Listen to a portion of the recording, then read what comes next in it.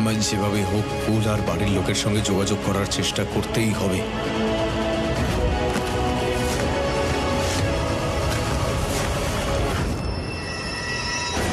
মনে হচ্ছে ঝড় আসতে চলেছে, তাই আগে থেকেই কারেন্ট চলে গেল। আমি বরং বড় মাকে দেখে আসি উনি ঠিক আছেন কিনা।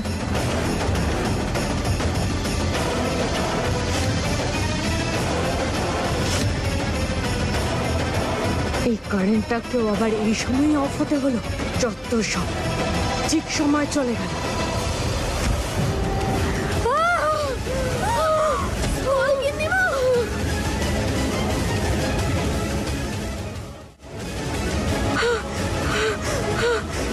ঠিক আছেন আপনি? কোথাও লেগে টেগে যায়নি তো আপনার? কোথায় আপনি ওই লোভী বউটাকে শক দিতে গিয়েছিলেন, আর এদিকে নিজেই শক খেয়ে গেলেন।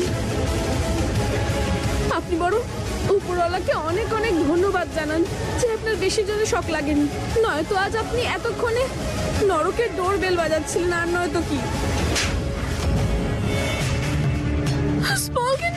তোর মুখ থেকে কোনো সময় ভালো কথা বেরোয় না, না?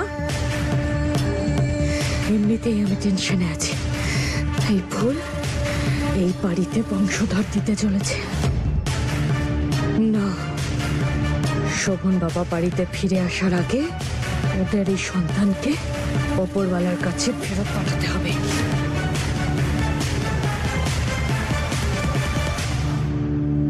শোন ছন্দ, আমি যেটা বলছি মন দিয়ে শোন। যেমনটা বলছি তেমনটা যেন হয়, বুঝেছিস?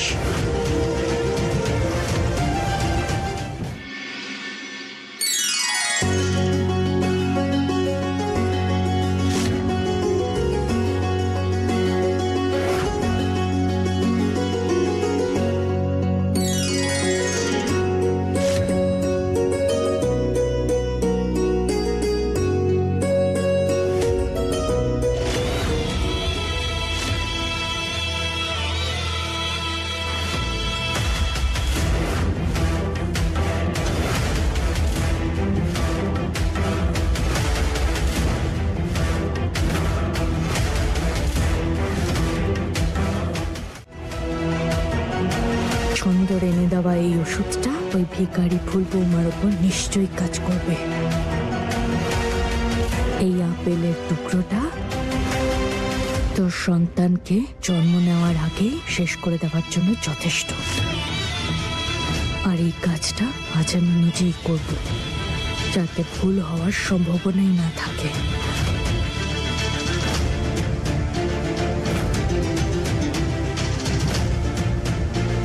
দিদি, এটা নাও।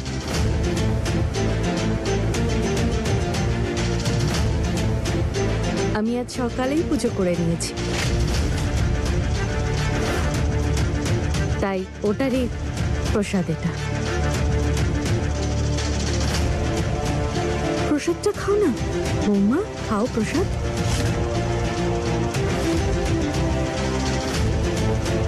তুমি কোনো না কোনো ভালো খবর নিশ্চয়ই পাবে।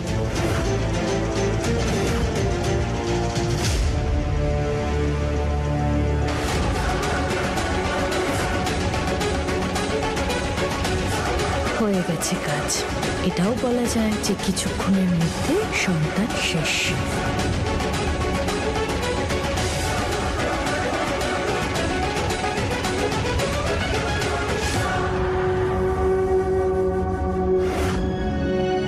প্রত্যেক বছর মায়ের পুজোয় তারা বৌমা নিজের হাতে পাশের মন্দিরে দান করতে যেত, কিন্তু এই বছর তো। বড় মা, আপনি চিন্তা করবেন না, এই বছর আমি যাব দান করতে।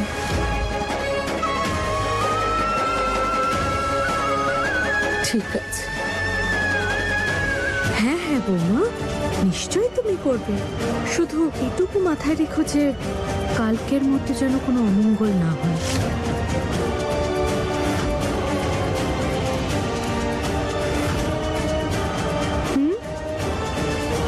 আরে শোভন বাবার স্ত্রী তুমি, সেই জন্যই দিদি তোমাকে অনেক বড় দায়িত্ব দিয়েছে। তাই সেই জন্য খুব সাবধানে আর মন দিয়ে তুমি এই কাজটা করো। আমি তো সুযোগই পাচ্ছি না যে ফুলকে আমি বলবো যে আমি মাকে মিথ্যে বলেছি, যে আমি না, ফুল প্রেগনেন্ট। মা, এত বড় কাজ হয়তো ফুল বৌদি একা করতে পারবে না, তাই আমিও বরং বৌদির সঙ্গে মন্দিরে চলে যাই। বৌমা, ফুল বৌমা মন্দিরে গিয়ে কোনো বিশাল কাজ করবে না,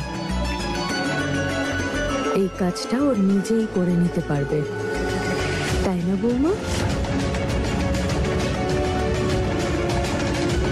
তুমি রান্নাঘরে গিয়ে ভোগের ব্যবস্থা করো, একটু পরে পুরোহিতরা চলে আসবে ভোজনের জন্য।